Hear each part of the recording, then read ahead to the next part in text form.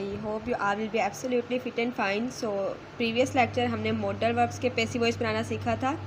In this lecture हम passive voice बनाना सीख रहे हैं अबाउट इन्फिनेटिव। इन्फिनेटिव एक्चुअली में क्या होता है, सबसे पहले तो हमें ये मालूम होना चाहिए। सो लेट्स सी, सबसे पहले ये देखते हैं कि इन्फिनेटिव वर्ब कौन से होते हैं। सो अगर हम बात करें इन्फिनेटिव वर्ब्स की,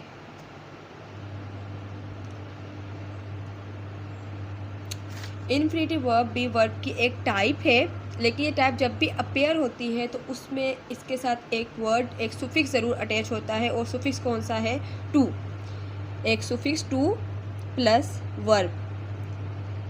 और इसमें जो वर्ब यूज़ किया जाता है वो मेन एक्शन शो नहीं कर रहा होता, मेन काम शो नहीं कर रहा होता, जस्ट एज अ एडवर्ब या फिर एज अ एडजेक्टिव इस तरीके से यूज़ किया जाता है। Mostly as a adverb use किया जाता है, यानी जो रियल काम शो नहीं कर रहा होता, ओनली जो मेन वर्ब होता है उसको मॉडिफाई कर रहा होता है। तो इस तरीके के वर्ब हमारे पास इन्फिनेटिव वर्ब कहलाते हैं।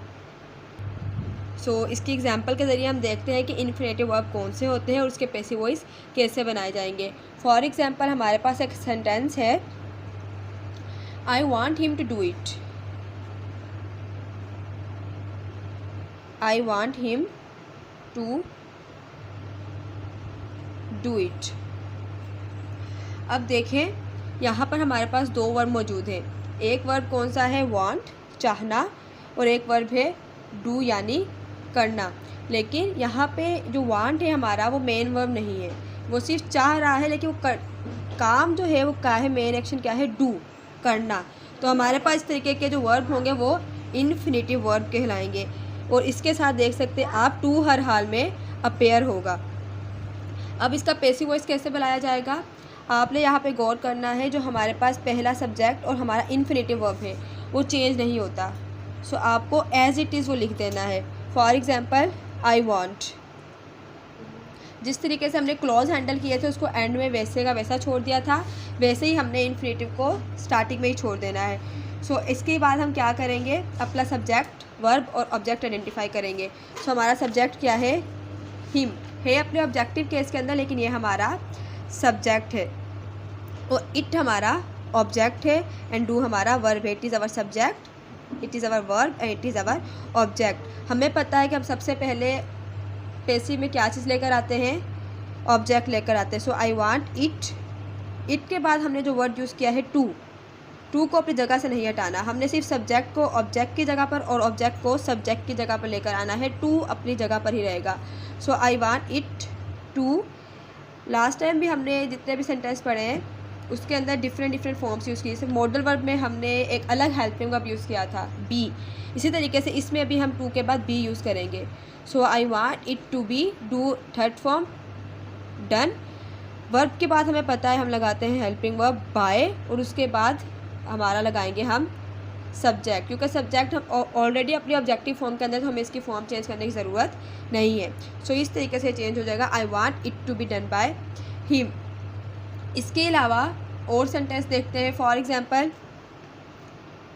ही लाइक्स, यानी वो पसंद करता है। क्या पसंद करता है? He likes Ali to read the books. So he likes Ali to read the books. अब इस सेंटेंस के अंदर आप आइडेंटिफाई कर सकते हैं इन्फिनेटिव कौन सा है। यस, लाइक्स हमारा इन्फिनेटिव वर्ब है। अब इसे हम कैसे चेंज करेंगे? जैसे हमने ऊपर कहा कि हम यहाँ तक यानी अपने इन्फिनेटिव तक चेंज नहीं करेंगे, तो ये हो जाएगा he likes, as it is रह जाएगा। इसके बाद हमने क्या आइडेंटिफाई करना है? अपना सब्जेक्ट, वर्ब और ऑब्जेक्ट। तो ये हमारा सब्जेक्ट है, रीड हमारा मेन वर्ब है और ये हमारा ऑब्जेक्ट है। तो हमें क्या चीज़ लेकर आनी है? सबसे पहले हमारा ऑब्जेक्ट। तो द बुक्स जो हमारा ऑब्जेक्ट है वो हम उसे पहले ले आएंगे। ही लाइक्स द बुक्स। अब द बुक्स के बाद हमने कहा हम अपना टू चेंज नहीं करेंगे उसकी जगह। He likes the book, to के बाद हमने जो हेल्पिंग वर्ब लगाना है that is be. He likes the book to be read की थर्ड फॉर्म। स्पेलिंग चेंज नहीं होती, बस इसकी प्रोनाउंसिएशन रेड हो जाती है। So he likes the books to be read by subject, end में आएगा हमारा अली। तो इस तरीके से बनेंगे। ये थोड़े से, हाँ कॉम्प्लिकेटेड नहीं है, बस थोड़े से समझने की ज़रूरत है तो हमें इजीली ये पैसिव वॉइस समझ में आ जाएंगे। इसकी फर्दर हम एक दो एग्जांपल करते हैं ताकि हमें कोई भी कंफ्यूजन बाकी ना रहे। अब नेक्स्ट पर देखते हैं, आई विश बोले, आई लाइक बोले, आई वांट बोले, ये सारे के सारे इन्फिनेटिव कहलाते हैं। So I want sister to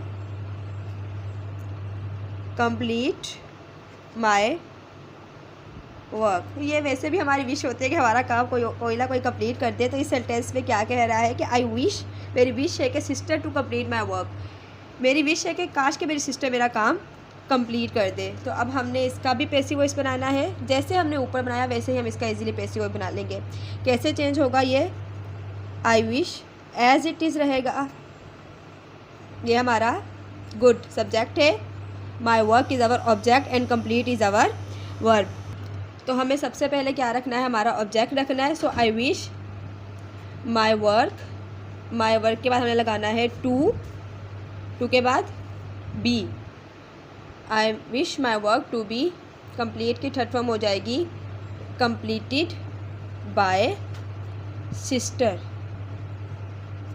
सो ये हमारा इन्फिनेटिव का एक और पैसिव बन गया। आप देख सकते हैं कि यहाँ मैंने वांट यूज़ किया है, लाइक यूज़ किया है, विश यूज़ किया है, ऑलमोस्ट सबकी जो मीनिंग है वो सेम ही निकलती है।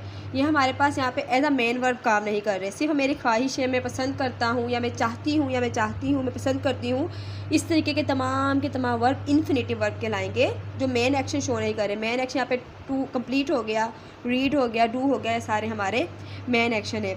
Let's move forward and other example ताकि ये कॉन्सेप्ट आपको और अच्छे से क्लियर हो जाए। For example, Asad wants mother to tell a story.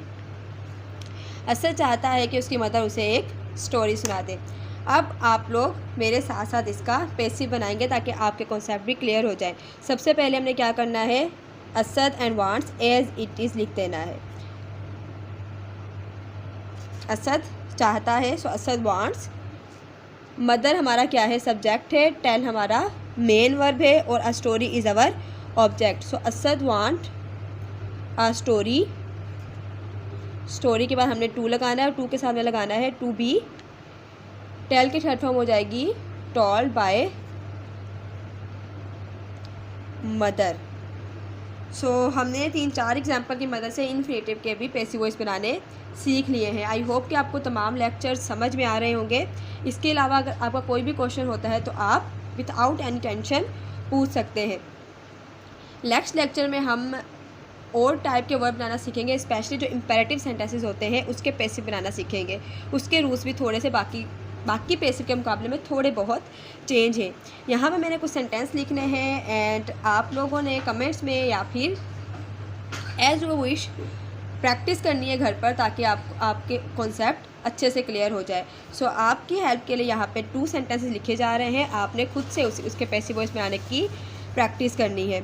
So sentence is she wants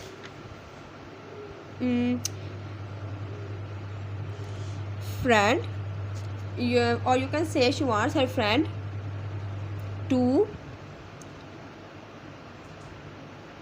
submit her work. She wants friend to submit her work. इसके अलावा हमारे पास एक सेंटेंस है,